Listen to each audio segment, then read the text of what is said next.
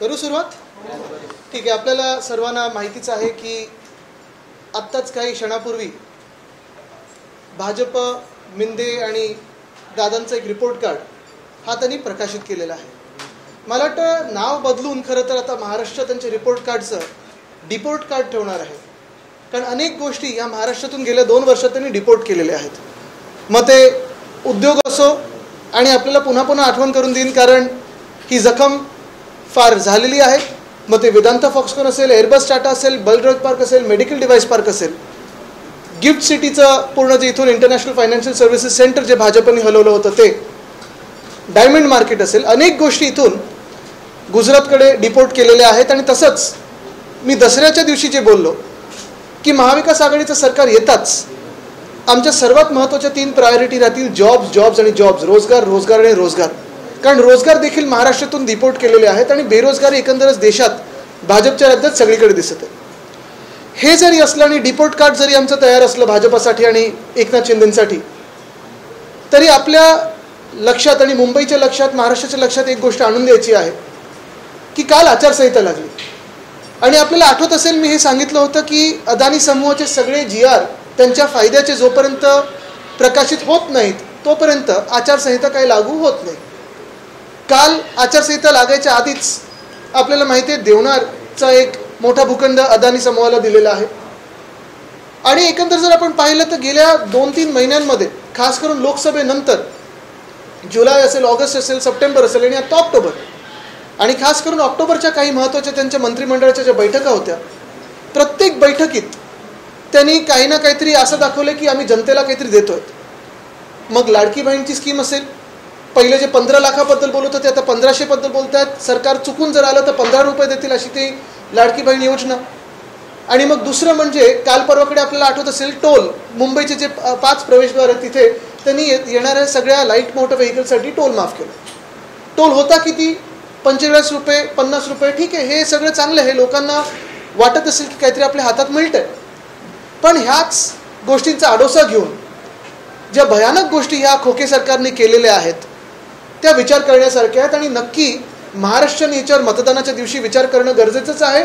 पण हे मी आपल्या माध्यमातून जनतेसमोर नेत आहे कारण हे भयानक प्रकार मुंबई आणि महाराष्ट्र लुटण्याचा हा सुरू आहे. एकंदर जर आपण पाहिलं तर धारावी पुनर्विकास योजना जी आहे त्याच्याबद्दल आम्ही मित्रपक्ष सगळे आणि खास करून शिवसेना उद्धव बाळासाहेब ठाकरे हा पक्ष सतत बोलत आलो आहोत. मग धारावीत अनेक आम्ही मोर्चे घेतले आहेत, सभा घेतलेल्या आहेत, चौक सभा घेतलेल्या आहेत, बैठकी घेतल्या आहेत आणि मुंबईत देखील घेतलेल्या आहेत. आपल्या माध्यमातून अनेक भयंकर गोष्टी धारावी पुनर्विकास योजनेबद्दल येतच असतात. पण एकंदर जर आपण आज जर विचार केला आत्ताच्या घडीला आपण कुठे आहोत, कारण हे काय कॅबिनेटमध्ये तुम्हाला वाटतं की तुम्हाला काहीतरी दिलंय, पण तुम्हाला 50 रुपयाची सूट दिली असेल, पण 50,000 कोटीचा फायदा हा अदानी समूहाला त्याचवेळी दिलेला होता. आता तुम्ही बघा, धारावी एकंदर जर पाहायला गेलं तर 300 एकरमध्ये धारावीचे झोपडपट्टी आहे आणि ज्या काही मायक्रो इंडस्ट्रीज आहेत ते आहेत. त्या 300 एकर रिडेव्हलप करायला पूर्ण जो भूखंड धारावीमध्ये घेतला गेला आहे, मग टाटा पॉवर रिसिव्हिंग स्टेशन असेल, माहीम नेचर पार्क असेल, रेल्वेची जमीन असेल, एकत्र करून तो आहे 540 एकर. त्याच सोबत जेव्हा टेंडर झालं, सगळं काही झालं, एका अदानी समूहाला ते टेंडर मिळालं पुनर्विकासाचं, त्यानंतर ह्या सरकारने किंवा ह्या राजवटीने, एकनाथ शिंदेंनी काय काय त्यांना दिलं ह्या मुंबईमध्ये, आणि ते फुकट. सवलती तर वेगळ्या, म्हणजे सवलतीमध्ये काय TDR 40% हे अदानी ठरवणार, मग FSI त्यांना जे ठरवायचं ते, स्टेअरकेस प्रीमियम माफ, हा प्रीमियम माफ, तो प्रीमियम माफ, हे तर दिलं तर सगळ्या सवलती. पण जे मुंबईत भूखंड, तुमचे आमचे मुंबईची जमीन ही त्यांना फुकटात दिली आहे. ती अशी आहे, कुर्ल्यामध्ये 21 एकर, मुलुंड, भांडूप आणि कांजूरमार्ग जर एकत्र केलं तर 255 एकर, मडमध्ये 140 एकर, आणि परवाकडे जो दिलेला आहे भूखंड तो देवनारचा आहे, तो 124 एकर. तसं पाहायला गेलं तर हे देखील 540 एकर होतं. म्हणजे 540 आणि 540 मुंबईत छोटे मोठे जर दिलेले प्लॉट अदानीला सोडले तर 1080 एकर फुकटात अदानी समूहाच्या घशात एकनाथ शिंदेनी टाकलेली आहे. हे कशासाठी होतं, हे कोणासाठी होतं? कदाचित तुम्हाला आम्हाला वाटत असेल की चला मला 1500 रुपये मिळतात, चला मला 50 रुपयाची सूट मिळाली. पण हे सगळं होत असताना जर तुम्ही 1080 एकर फुकटात मुंबईचे अदानी समूहाला देताय तर नक्की हे कुठे नेऊन ठेवता तुम्ही महाराष्ट्र, आणि कुठच्या दिशेला मुंबई नेत आहात? म्हणजे मुंबई तुम्ही गुजरातला जोडू शकत नाही तेवढे वर्ष प्रयत्न करून. मुंबई तुम्ही जिंकू शकत नाहीत, मुंबईकराला तुम्ही विकत घेऊ शकत नाही, तर काय करायचं? जोर जबरदस्तीने दादागिरी करून मुंबईच्या जमिनी आहेत, मुंबईचे जे भूखंड आहेत, मुंबईच्या हक्काचे जे जल जंगल जमीन आहे ते देऊन टाकायचं अदानीला. कदाचित अरबी समुद्राचं नाव देखील अदानी समुद्र करून टाकतील हे पुढच्या सरकारमध्ये जर आलं तर, येत नाही. पण ह्याच्यात अजून एक गोष्ट महत्वाची आहे की देवनारचा जो भूखंड त्यांनी दिला 124 एकर, माहिती काढा आपण, राज्य सरकार आणि मुंबई महानगरपालिकेमध्ये अंतर्गत वाद आहे, तो कोर्टात पण गेला होता. कदाचित ह्या प्रशासकांनी त्यांना कन्सेंट दिलं असेल, पण ह्याच भूखंडावर लेगसी वेस्ट आहे, डम्पिंग ग्राउंड आहे, त्याच्यानंतर तिथे वेस्ट टू एनर्जीचा प्लांट आमच्या सरकारच्या वेळी आणि ह्या सरकारच्या वेळी देखील त्याच्यावर चर्चा सुरू होती आणि मला वाटतं जाहीर पण केला होता. मग एकंदर वाद असताना, सबज्युडिस मॅटर असताना हे सगळं एवढी घाई करून तुम्ही अदानीच्या घशात का टाकताय? बरं, एवढ्या सगळ्या 540 आणि 540 एकर जर दिले तरी धारावीतल्या प्रत्येक व्यक्तीला घर मिळणार आहे का? तर तसं नाही आहे. कारण जर तुम्ही टेंडर डॉक्युमेंट बघितलं तर त्याच्यात अपात्र लोक होणार आहेत. धारावीतले साधारणपणे 1.5 लाख परिवार धारावीमध्ये अपात्र ठरवली जाणार आहेत. त्यांना तुम्ही तिथून तर हकलवणारच, तुम्ही बाहेर तर काढणारच आहे. म्हणजे 1.5 लाख परिवारांना तुम्ही धारावीत घरं देणार नाही. त्याचसोबत माझ्या मुंबईचे सॉल्ट पॅन्स तुम्ही घेणार, त्याचसोबत माझ्या मुंबईच्या जागा तुम्ही फुकटात घेणार, त्याचसोबत मुंबईत तुम्ही साधारणपणे जर आत्ता पाहिलं तर धारावीचं जर सोडलं आणि इतर हे जे 540 एकर मी बोलतोय त्याच्यात 7 लाख स्क्वेअर फूटचं कन्स्ट्रक्शन हे लोक करणार आहेत. 7 लाख स्क्वेअर फूट. आपल्याला मिळतात किती? 1500 रुपये महिलांना, 50 रुपयाची सूट टोलवर. म्हणजे एका बाजूला आपल्याला काहीतरी फसवायचं आणि दुसऱ्या बाजूला काम करायचं अदानीसाठी. म्हणजे तुम्ही बघा ना, आता जे मुंबईत झालेलं आहे, मध्यंतरी माझ्या कानावर बातमी आली होती की उत्तर प्रदेशमध्ये काही ठिकाणी भाजपाने साईबाबांना विरोध केला होता, त्यांच्या मूर्त्या झाकल्या होत्या, कारण ते काय म्हणाले होते? सबका मालिक एक है. भाजपचा याला विरोध आहे, ते बोलतात सबका मालिक अदानी आहे. एकनाथ शिंदेचा याला विरोध आहे, ते म्हणतात सबका मालिक अदानी आहे. आणि ते करायला मागे लागले. तुम्ही विचार करा, साधारणपणे जर यांनी 7 लाख स्क्वेअर फूटचं कन्स्ट्रक्शन या मुंबईमध्ये केलं, धारावी सोडून, धारावीत वेगळं, तर कमीत कमी ह्या 7 लाख स्क्वेअर फूटमधून 1 लाख कोटी अदानी समूह कमवणार. मी परत एकदा सांगतो, कोणीही मुंबईत कमवण्यात आम्हाला काही विरोध नाहीये. मुंबई ही स्वप्ननगरी आहे. मुंबईत अनेक युवा युवती प्रत्येक दिवशी येतात, रोजगारासाठी येतात, नोकऱ्यांसाठी येतात, स्वतःचं काहीतरी सुरू करण्यासाठी येतात. नक्की करावं, मुंबईत येऊन मोठं व्हावं, मुंबईत येऊन तुम्ही जगातले सर्वाधिक पैसे कमवणारे व्यक्ती बना, आम्हाला अभिमान असेल. पण मुंबई लुटून चालणार नाही. आणि म्हणून आम्ही निर्णय घेतलेला आहे, महाविकास आघाडी म्हणून आहे, शिवसेना उद्धव बाळासाहेब ठाकरे पक्ष म्हणून आहे, आणि उद्धव साहेबांची देखील हीच भूमिका आहे की आमचं सरकार आल्यानंतर हे जे काही अतिरिक्त अदानी समूहाला दिलेलं आहे ते आम्ही रद्द करणार म्हणजे करणारच. आणि मुंबईची हक्काची जमीन, मुंबईच्या हक्काचा जो काही रेव्हेन्यू आहे तो दुसऱ्या कुठच्याही समूहाला देता कामा नाही आणि देणार नाही.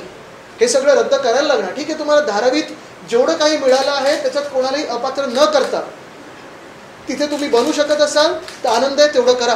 टेंडरच्या बाहेर जर जात असाल, टेंडरमध्ये तुम्हाला जमत नसेल तर टेंडर रद्द झालं पाहिजे. आणि आमची तर मागणी आहे की एवढं सगळं करायच्या ऐवजी मग PTC जो अदानी समूहाने बँड्रा रेक्लेमेशन इथे MSRDCचा प्लॉट घेतला, तिथे बांधा ना ट्रान्झिट कॅम्प. 28 एकरचा भूखंड आहे तो, बांधा तिथे ट्रान्झिट कॅम्प. पण कुठेतरी मुलुंडमध्ये स्थानिक आमदारांनी प्रॉमिस केलं होतं लोकसभेच्या वेळी की आम्ही तो रद्द करून घेऊ. लोकसभा होऊन 4 महिने झालेत, रद्द झालाय? नाही झालाय. कुर्ल्यामध्ये मदर डेअरीचा प्लॉट होता, तिकडच्या स्थानिक गद्दारांनी प्रॉमिस केलं होतं जनतेला की आम्ही रद्द करून देऊ, रद्द झालंय? नाही झालंय. उलट अजून भूखंड दिले गेले, देवनार असेल, मड आयलंड असेल, सगळीकडे असेल. मग ही लूट नक्की कोणासाठी चालली आहे, कशासाठी चालली आहे? आणि महाराष्ट्र जर असा अदानी समूहाच्या घशात घालायला लागलो तर आपल्याला कोणाला इथे राहायला जागा राहणार नाही. जे कोणी स्वतःला मुंबईकर समजतात, जे कोणी स्वाभिमानी मुंबईकर असतील, जे कोणी महाराष्ट्रात या देशाचे नागरिक म्हणून राहतात आणि या देशाचे टॅक्स भरतात, किंवा त्यांना वाटतं की या देशाची प्रगती झाली पाहिजे, त्यांनी देखील हा विचार केला पाहिजे की आज जसं महाराष्ट्राला लुटलं जात आहे ह्याच्यात देशाची प्रगती आहे की अदानी समूहाची प्रगती. हे विचार करून मला वाटतं पुढची पावलं आपण टाकली पाहिजे. मागच्या आठवड्यात मी त्यामुळे तुम्ही आयुक्तांना नगरांना पत्र दिलं होतं की तिथला जो प्रीमियम आहे तो तुम्ही का मागला, त्या संदर्भात काही उत्तर आलेलं नाहीये. आणि कदाचित ह्याच गोष्टीसाठी गेल्या 2 वर्षात निवडणुका घेतल्या नव्हत्या. जर आज प्रशासक नसते आणि तिथे स्थानिक स्वराज्य संस्था असती, मुंबई महानगरपालिका असती, तर सगळ्या पक्षाचे नगरसेवक असते, सगळ्या पक्षाचे इम्प्रूव्हमेंट कमिटी असती, स्टँडिंग कमिटी असती, जनरल बॉडी असते, आणि त्याच्यातून हे सगळं पास केलं असतं का कोणी? तर म्हणूनच तर प्रशासक आणलेत. ती पत्र पण येतं माझ्याकडे सगळी.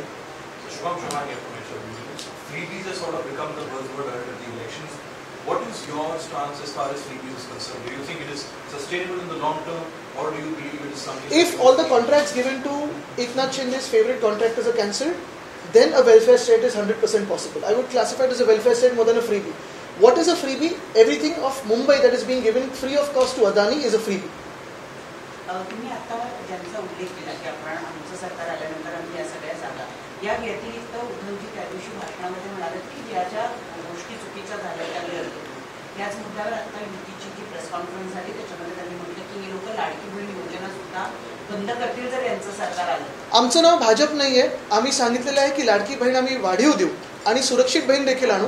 ह्याच भाजपनी स्वतःचे जे काही बलात्कारी लोक आहेत, अनेक लोक ज्यांनी महिलांवर अत्याचार केले, मग ते आपटे ते शाळेचे संस्थाचालक असतील किंवा अनेक लोक असतील, त्यांना वाचवण्यासाठी शक्ती कायदा आमच्या महाराष्ट्रात येऊ दिला नाही.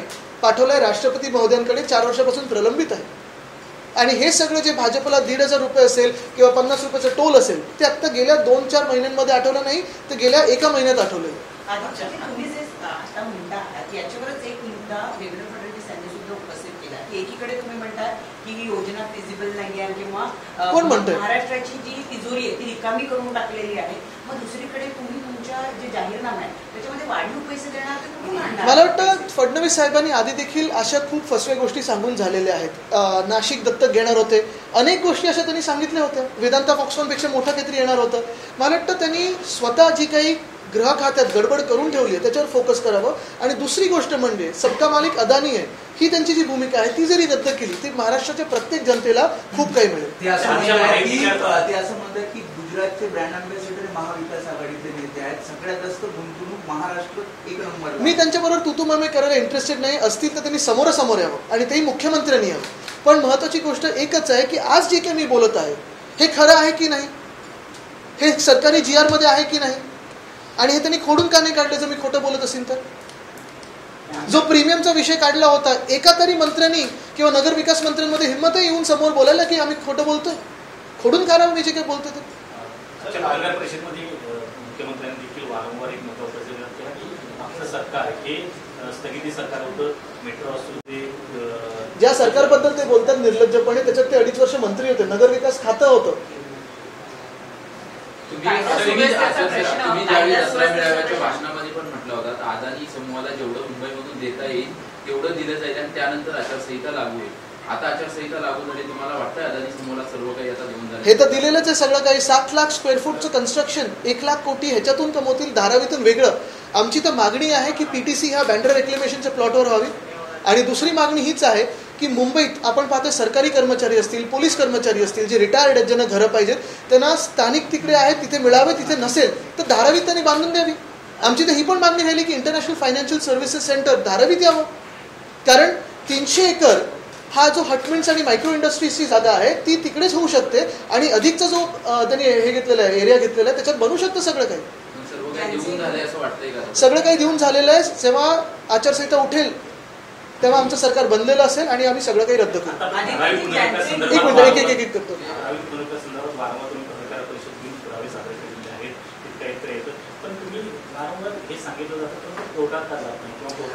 कारण आता जाऊ दे, त्या विषयावर मला जास्ती बोलायचं नाही. आता आम्ही पण 2 वर्ष कोर्टात आहोत. काल आचारसंहिता लागलेली आहे. आदित्यजी, ज्यांचे स्वतःचे गृहमंत्री एका उद्योगपतीच्या घराच्या बाहेर जिलेटिनच्या कांड्या ठेवण्याच्या प्रकरणामध्ये जेलमध्ये गेले, त्यांनी कायदा सुव्यवस्थेचा प्रश्न आम्हाला सांगू नये. मला वाटतं मी जसं सांगितलं ना, त्यांच्या तुतुमयमेला मी आज इथे बसलोच नाहीये. त्यांचं डिपोर्ट कार्ड हे रेडी आहे. मुख्य गोष्ट हीच आहे की आज जे मी काही बोलत आहे अदानी समूहाबद्दल ते फार महत्त्वाचं. आणि तुम्हाला हे परत एकदा सांगतो मी, येत्या 20 दिवसामध्ये जेव्हा निवडणुका आहेत तेव्हा प्रत्येक गोष्टींवर हे वाद करण्याचा प्रयत्न करणार. जातीमध्ये असेल, धर्मामध्ये असेल, जिल्ह्यामध्ये असेल किंवा हाऊसिंग सोसायटीमध्ये पण वाद निर्माण करण्याचा प्रयत्न करतील. कारण भाजपची पॉलिसी आहे डिवाइड अँड रूल. आणि एकदा ते झालं की सगळं जे काही जल, जंगल, जमीन, समुद्र पण हे अदानीच्या घशात घालतील.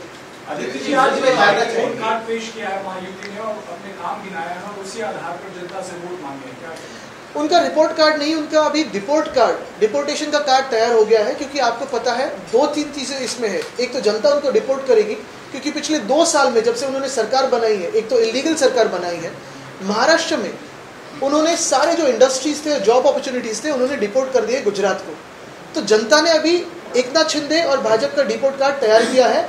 चुनाव में दिखाई देगा उनका डिपोर्टेशन. फडणवीस साहब ने बोला कि हमने तो शंखनाद कहा और आप लोग ऐलान कर रहे हैं, तो हिंदी उर्दू। मुझे लगता है कि यही बातों में फंसे हुए हैं और उनकी जो बातें हैं भाजपा में भी सुनाई देती है क्या, कोई सुनता है क्या, वो उस पर थोड़ा गौर करे या विचार करे, क्योंकि अभी गौर बोलूंगा तो वापस उनको दर्द हो जाएगा, तो मंथन करे, चिंतन करे। दशहरा रैली के दिन उद्धव जी ने कहा था कि अगर सरकार बनेगी तो सारे जो भी नए टेंडर दिए गए हैं उसे रद्द किया जाएगा। आप भी लगातार ये मुद्दे को उठा रहे हैं। महाविकास आघाड़ी के लिए ये जो मुद्दा है ये कितना महत्वपूर्ण रहने वाला है, अगर आप हिंदी में भी वो आपने बता सकें, ये जो अदानी को मुंबई की जगह दी गई है, क्या इसके ऊपर आपको चुनाव में ये बहुत बड़ा मुद्दा है? मैं दोहराता हूं क्योंकि ये बात काफ़ी महत्वपूर्ण है, पूरे देश के लिए है, हमारे राज्य के लिए, हमारे शहर के लिए है। मैंने ये पहले भी कहा था कि जब तक अदानी समूह को, अदानी ग्रुप को जो उनके मन में है वो मिलता नहीं है, जब तक जीआरस इशू नहीं होते, तब तक हमारे स्टेट में, हमारे राज्य में आचार संहिता आएगी ही नहीं। और वैसे ही हुआ। अभी तक अगर आपने देखा होगा तो हर एक कैबिनेट के बैठक में बहुत सारे निर्णय ऐसे लिए गए हैं, किसी को कुछ महामंडल बना के दिया है, किसी को कुछ और बना के दिया है, जनता को बनाने की बात चल रही है, लेकिन उसी के कवर में, उसी के शील्ड में अगर आप देखें तो अदानी समूह को बहुत सारी चीज़ें दी है। धारावी का भूखंड की अगर आप सोचें तो धारावी में 300 एकड़ पे हटमेंट्स है, माइक्रो इंडस्ट्रीज है, उसके अलावा और एरिया दिया गया है, तो पूरा धारावी रीडेवलपमेंट प्रोजेक्ट जो है वो लगभग 540 एकड़ में बैठ जाता है। उसके बियॉन्ड जब टेंडर बना, उसके बियॉन्ड इंसेंटिव्स तो दिए गए, जैसे कि एफएसआई का इंसेंटिव हो, टीडीआर का इंसेंटिव हो, प्रीमियम का इंसेंटिव हो, बीएमसी जो प्रीमियम माफ करिए 5000 करोड़ का वो इंसेंटिव हो, लेकिन अभी जो अदानी समूह मांग रहा है वो अबव एंड बियॉन्ड टेंडर है। उसमें अगर आप देखिए तो कुर्ला में 21 एकड़ मांगे है, वो दे दिया है। मुलुंड हो, भांडुप हो, कांजूर हो, उसमें 255 एकड़ मांगे है, वो दे दिया है। मड आइलैंड में 140 एकड़ दे दिया है। देवनार में 124 एकड़ जो सब जुडिस है, जो मामला कलेक्टर और बीएमसी का डिस्प्यूट है, वो भी बिना पूछे दे दिया है। यानी अगर आप देखें तो इसमें भाजपा हो, एकनाथ शिंदे हो, उनकी भूमिका एक ही है, सबका मालिक अदानी। साईं बाबा कहते थे सबका मालिक एक है, वैसे ही बीजेपी और एकनाथ शिंदे जो कभी कभी साईं बाबा का विरोध करते हैं, किसी राज्य में विरोध किया है भाजपा ने, उन्होंने कहा है कि सबका मालिक अदानी है। धारावी के 540 एकड़ और ये जो अन्य मुंबई के 540 एकड़ अगर आप एक साथ करें तो 1080 एकड़, इतनी सारी जगह फ्री ऑफ कॉस्ट अदानी को दे दी है। क्यों?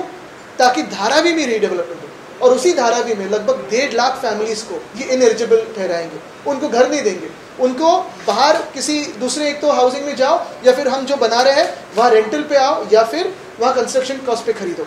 अच्छा, बात ये होती है कि 540 एकड़ जो धारावी की सेवा दिए है, अलग दिए है, उस 540 एकड़ में लगभग 7 लाख स्क्वायर फुट इतना कंस्ट्रक्शन हो सकता है और उसी से 1 लाख करोड़ तक ये पैसे कमा सकते हैं। कोई पैसे कमाए, कोई बड़ा हो जाए, कोई दुनिया में सबसे अमीर बन जाए, कोई कुछ भी तरक्की करे, कोई हमें दिक्कत नहीं है, लेकिन मुंबई को लूट के नहीं होना चाहिए, और इसे हमारा विरोध है। हम यही बात कहना चाहते हैं कि जब हमारी सरकार बनेगी 1 महीने में, तो ये सारे जो incentives above end beyond tender है वो तो हम कैंसिल करेंगे।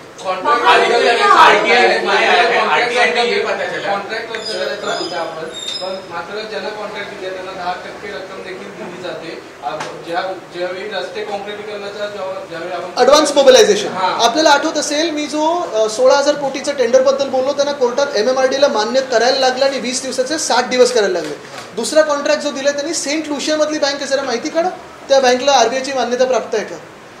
पण हे आपले जनतेचे पैसे भलत्या बँकेच्या गॅरंटीवर त्यांनी देऊन ठेवलेत। हेच मी सांगतोय की आमचं सरकार आल्यानंतर MMRD असो, BMC असो, PMRD असो, नाशिक असो, नागपूर असो, सगळीकडे आम्ही सखोल चौकशी करू आणि जो कोणी दोषी असेल त्याला आम्ही अटक।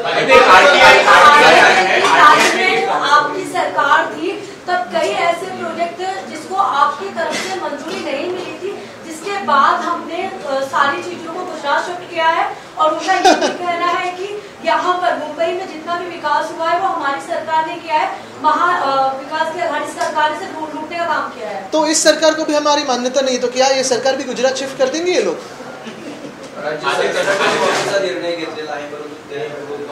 माहिती येते अजून माहिती येते, ते पण आपण एक्सपोज करू। जिसमें ये पता चला है कि लाडकी बहन योजना के लिए महाराष्ट्र सरकार ने 200 करोड़ से ज्यादा का खर्चा किया है, पब्लिसिटी और बिल्कुल।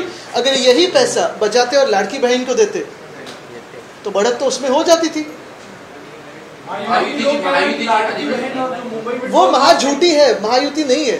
लाडकी बहन और मुंबई में जो टोल माफ किया गया है, इसका जवाब आप लोगों के पास नहीं है, इस वजह से आप लोग इस पे हमला कर रहे हैं। और हमारे पास अब तो ये बहुत ही लाजवाब काम करते आए, क्योंकि ये इसका जवाब किसके पास है फिर? अदानी का जो घोटाला हुआ है, मुंबई की जो लूट हुई है, महाराष्ट्र की जो लूट हुई है, उसका जवाब किसके पास है? और अगर जवाब ही चाहिए तो आज भी मैं पूछता हूँ इलीगल सीएम से, चलो बैठो, यहाँ मातोश्री में तो आ नहीं सकते वो, लेकिन जहां बुलाए चलो कहीं रास्ते पे बैठ जाते हैं, हाईवे पे बैठ जाते हैं, टोल नाके के ऊपर बैठ जाते हैं और बहस करते हैं। ये भी कह रहे हैं कि आप अडानी पे रोज हमला करते हैं, लेकिन आपकी इंडिया गाड़ी में नहीं, उनका तो मानना ही कि है ना, सबका मालिक अदानी है। तो ऐसे महायुतीचं सरकार स्थापन करताना आम्ही मोठ्या मोठ्या गोष्टींचा त्याग केला, आमच्याकडे जास्त आमदार असून देखील आणखी मला मुख्यमंत्रीपद दिलं, तर आता या विधानसभेला तुम्ही समजूतदारपणा दाखवा असं अमित शहा मुख्यमंत्र्यांना काय बैठकीत मला वाटतं हे त्यांचा अंतर्गत वाद आहे, त्यांच्याकडून मुख्यमंत्र्यांचा चेहरा कोण, कारण काही काही लोक लाडकी बहीणच्या समोर मुख्यमंत्री पण हल्ली लावत नाहीत, तर एकामेकांचे ते खरोखर लाडके आहेत का? आणि आता एवढी भांडण आहेत, तुम्ही बघा नंतर किती भांडण होती.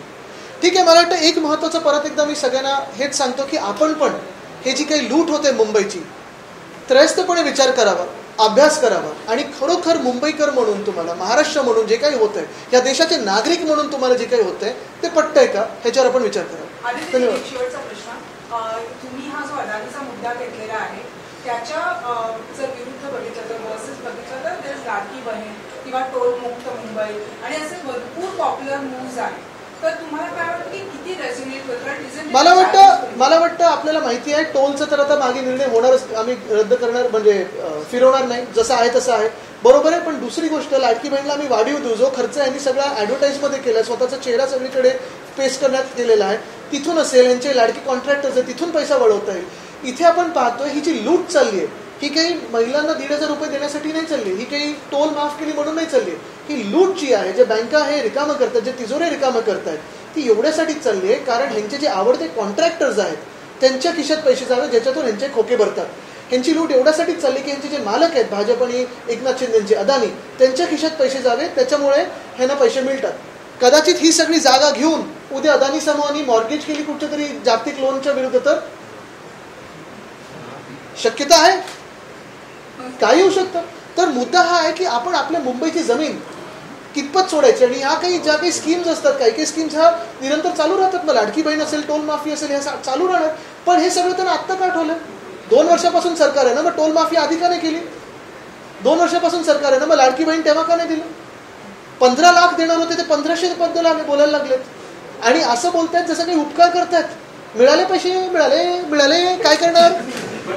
त्याच्यातून तुम्ही विचार करा, आज जी महागाई आहे त्याच्या विरुद्ध किती पैसे मिळतात. टोलमाफीविषयी निवेदन देताना त्यांनी म्हटलं होतं की 2027 पर्यंत टोलमाफी देणं शक्य नाही, कारण की आर्थिक बोजा जास्त आहे. आता तुम्ही त्यांचेच स्टेटमेंट आमच्यात असताना आणि त्यांच्यात गेल्यानंतर हे किती पातळी नाटक होऊ शकेल हे तुम्ही ठरवा.